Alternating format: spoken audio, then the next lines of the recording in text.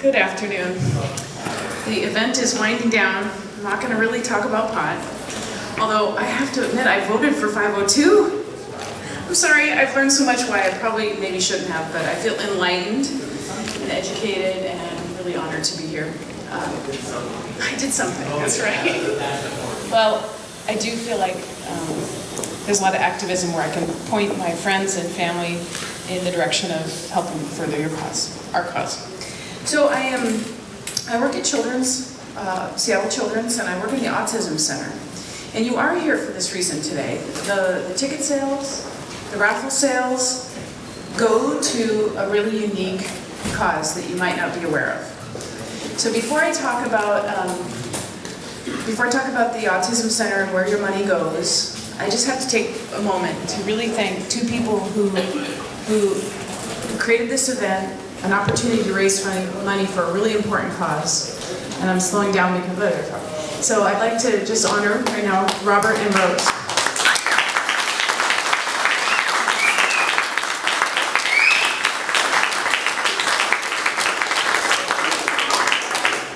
Two very, very special people, and more important, two parents of a little guy named Booby. Yeah. Who I have met and am honored to know. He's an amazing little guy. So they're inspired and driven and motivated to do amazing work in the community. And the money that they make today, part of the proceeds go to giving Seattle Children's Autism Center gift cards to Fred Meyer. $100 gift cards. So about 6 months ago, Robert shows up at my office. We completely hit it off. I think I just love this child, and I'm really connected to their family. And by the way, I'm a social worker at Children's. And he gives me a stack of Fred Meyer cards and just said, give these out as you see fit. Nobody does that, okay? Nobody just walks in and says, give this as you see fit. Robert does. Robert does. Right. So a lot of our money is budgeted, allocated. I don't have a lot of opportunity to spend freely or give freely to families. I give in ways that are going to make sense, but this provided a lot of freedom for me and my colleague, who's also a social worker.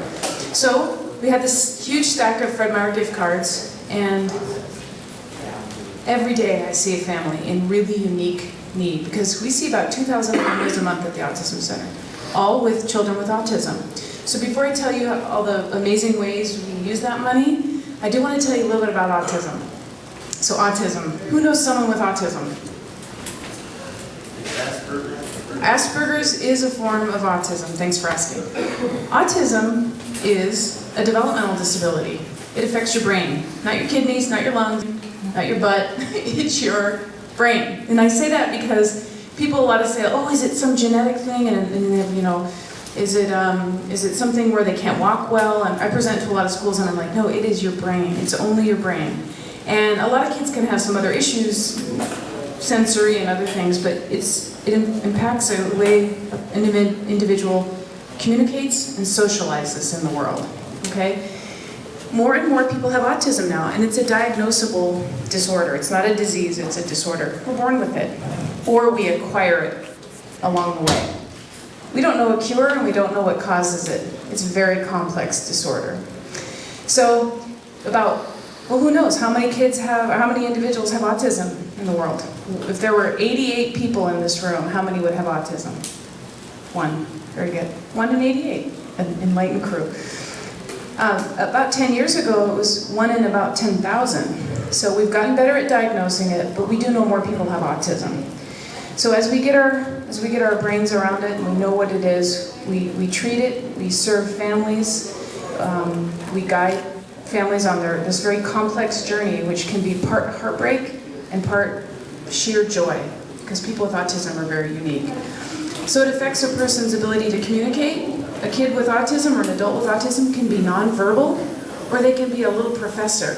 And if you know somebody with Asperger's syndrome, they can be quite brilliant and really have specific, amazing skills. So this big spectrum, if you know someone, I just encourage you to maybe you all know, but They can act peculiar too, so they have social and communication deficits, but they can also have odd behaviors. Does anybody know anybody with autism that has odd behaviors? You tell us. What's he do? Well, it's my cousin Alexis, Yeah. and she's about 10 or 11 years old right now, and she just has like a really hard time communicating with people and stuff like that. So I wouldn't really call it odd, I guess, Yeah. but there's a bunch of people in the room, she just gets like really shy, and she has this little stuff around it, and she just holds that in, and she'll never into it and everything like that. And you can just tell that she has like that, I guess, separation from socialism, I guess you could say, you know, and she's a really awesome kid. Well said, and you said it so nicely, because it really isn't just about odd or weird, it's just different. And I guess I'm speaking to a very lovely audience that would understand that I think weird should be the new normal. I mean, let's let different be okay. So we're working towards that, and I'll just get back to saying that Robert and Rose recognized that early on and knew that we had this flood of kids coming through the Autism Center. And knowing that they're very complex lives, that we'll meet a family that they have a kid with autism, but maybe they're recently displaced, or they don't have housing, or the dad doesn't have work right now, or just very complex stuff happens. So I had the beauty of handing out these gift cards, and I kept some information about some of the families we gave them to, and I want to read those. But before I do, is there any more questions about autism? Autism is not mental retardation. It's very different. Yeah. Is there a connection at all between autism and attention deficit? Question is there a difference between autism and attention deficit? Connection? Well, you know what some of the neurologists I work with say? They're very different, and that you really can't diagnose a kid with autism and ADHD. They're different. They're different. They can look a little bit similar because of the short attention span, but they're two different disorders.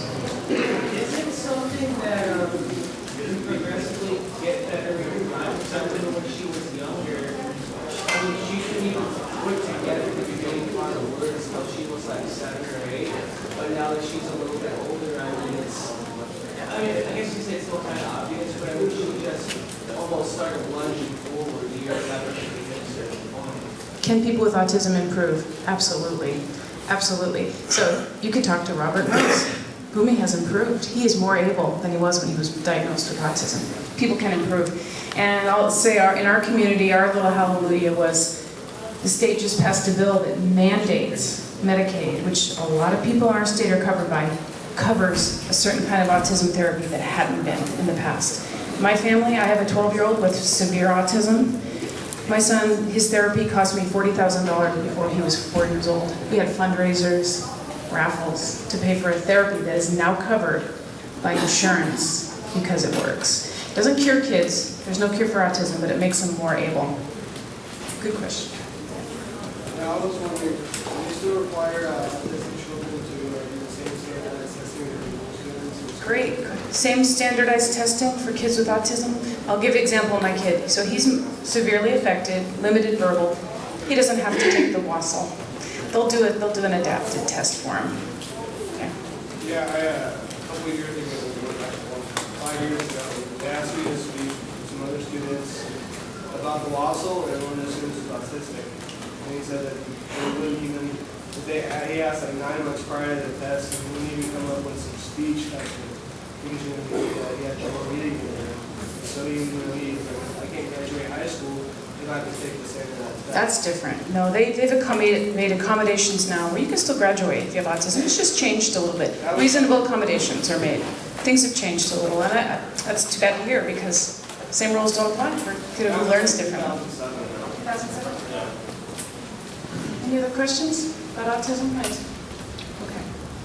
All right. So again, thanks to Robert and Rose, and now I get to tell you some beautiful stories of families that were handed those gift cards that part of your money goes to today. So I had the fortunate ability to meet a mom of 2-year-olds. They were twins, and they are, as we know, autism is a spectrum.